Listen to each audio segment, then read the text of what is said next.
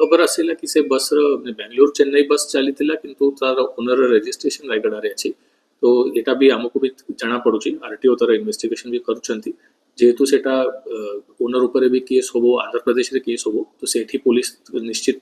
case register करिथिबे तो तार investigation पे भी एठी पचरा वचरा निहायती होबो कि से कहार बस अछि केबे रजिस्ट्रेशन होची तो जेबे से पचारिबे तार ऑफिशियल इथिरो भी हम इन्फॉर्मेशन पठाइबो फॉर नाउ आम आरटीओ को कहूँ से इन्वेस्टिगेशन करके खोजे कि केबे अप्रूवल दिया जाइथिला और कौ परिस्थिति दिया जाइथिला सर कुर्नूल जिला प्रशासन संगे भी जोगाजोग करिबु कारण जेहेतु सेटा